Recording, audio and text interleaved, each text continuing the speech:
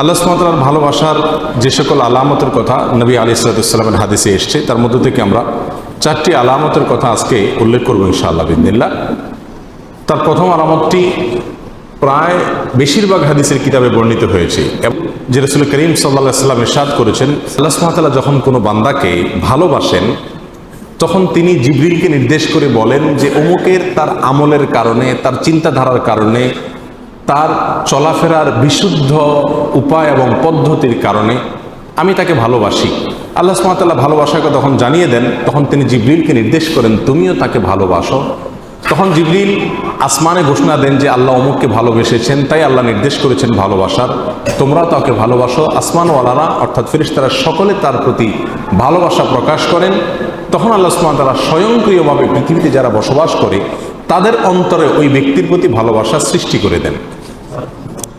বর্ণাকারী বলেন, আর যদি কাউকে আল্লাহ সুবহানাহু ওয়া তাআলা ঘৃণা করেন, অপছন্দ করেন, একইভাবে অর্থাৎ জিবরিলকে ডেকে বলেন আল্লাহ সুবহানাহু ওয়া তাআলা আমি অমুককে তার কর্মের কারণে তাকে আমি অপছন্দ করি, তুমি অপছন্দ করো।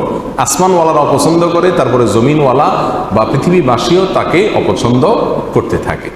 এই হাদিস থেকে বোঝা গেল আল্লাহ সুবহানাহু ওয়া তাআলা যখন কাউকে ভালোবাসেন তার একটা আলামত হলো যে পৃথিবীতে বেশিরভাগ মানুষ বা সচরাচর তাকে যারা চিনে জানে তাদের সকলের ভালোবাসা তার প্রতি আল্লাহ সুবহানাহু ওয়া তাআলা সৃষ্টি করে দেন। নাম্বার 2, আল্লাহ সুবহানাহু ওয়া তাআলা যখন কোনো মানুষকে ভালোবাসেন, কাউকে পছন্দ করেন, সেটা আমরা কিভাবে বুঝবো? তার দ্বিতীয় আলামত হলো আল্লাহ যাকে ভালোবাসেন তাকে বিপদ আপদ দেন, তাকে মুসিবত দেন, তাকে কষ্ট দেন। এটা হলো একটা আলামত যে আল্লাহ সুবহানাহু ওয়া তাআলা ওই লোকটাকে ভালোবাসেন। এ বিষয়ে সুনানে তিরমিজির এক হাদিসে আসছে, রাসূল আকরাম সাল্লাল্লাহু আলাইহি ওয়াসাল্লাম ইরশাদ করেছেন, ওয়া ইন্নাল্লাহা ইযা আহাব্বা কওমান ইবতালাহুম, আর যখন আল্লাহ সুবহানাহু ওয়া তাআলা কোনো মানুষকে, কোনো জাতিকে ভালোবাসেন তখন তাদের পরীক্ষা নেন, তাদেরকে মুসিবত দেন, কষ্ট দেন, রোগে শোকে অসুবিধায় ফেলে নানাভাবে আল্লাহ সুবহানাহু ওয়া তাআলা তাদেরকে পরীক্ষা করেন। এই যে বিপদ আপদে ফেলে দেওয়া, এটা কিন্তু আল্লাহ সুবহানাহু ওয়া তাআলার ভালোবাসার একটি আলামত। ফামান রাদিয়া ফালাহুর রিদা ওয়া মান সাখাতা ফালাহুস সাখত, আল্লাহর এই দেওয়া পরীক্ষায়, কষ্টে যে ব্যক্তি সন্তুষ্ট হয়ে যায়, আল্লাহর ফয়সালাকে মেনে নেয়, ফালাহুর রিদা, তার জন্য আল্লাহর সন্তুষ্টি অবধারিত হয়ে যায়।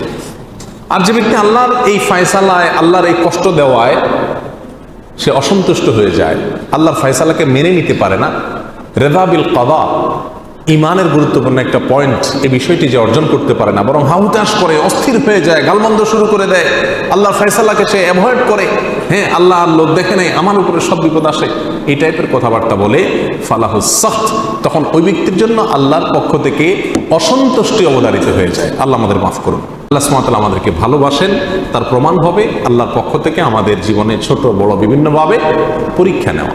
আমরা জানি কোরআনে কারিমে আল্লাহ তাআলা বিভিন্ন নবী রাসূলদের ঘটনা বলেছেন। এর ভিতরে সবচেয়ে বেশি কঠিন পরীক্ষা যার জীবনে আসছে তিনি কোন নবী ছিলেন? ইব্রাহিম আলাইহিস সালাম।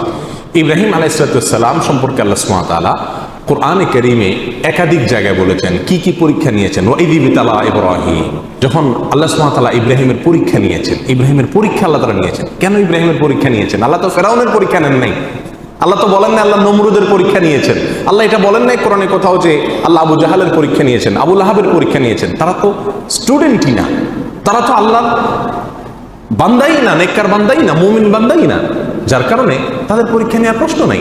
যার জীবনে বিপদ আছে, ইমানদার যদি হয়ে থাকে তাহলে বুঝতে হবে সে আল্লাহর কাছে কোনো না কোনো কারণে প্রিয় হয়েছেন, আল্লাহ তাকে পরীক্ষা করছেন, বিধায় অস্থির এবং ব্যাকুল হওয়া যাবে না। আল্লাহ তাআলা আমাদের তৌফিক দান করুন।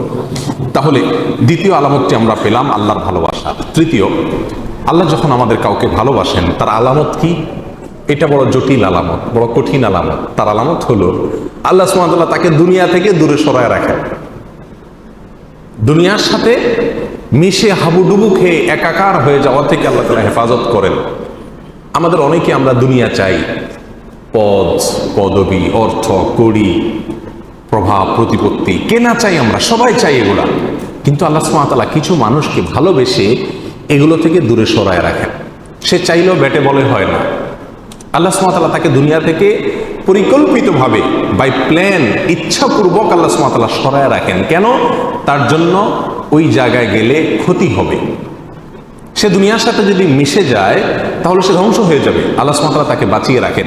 এই প্রসঙ্গে সহিহ ইবনে হিব্বান, মুস্তাদরাক হাকিম, সুনানে তিরমিজি, অনেকগুলো হাদিসের কিতাবে হাদিসটি বর্ণিত হয়েছে। রাসূল আকরাম সাল্লাল্লাহু আলাইহি ওয়াসাল্লাম বলেছেন, ইন্নাল্লাহা ইযা আহাব্বা আবদান হামাহুদ দুনিয়া কামা ইয়াহমি আহাদুকুম মারিদাহু আল মা লিয়াশফিয়া।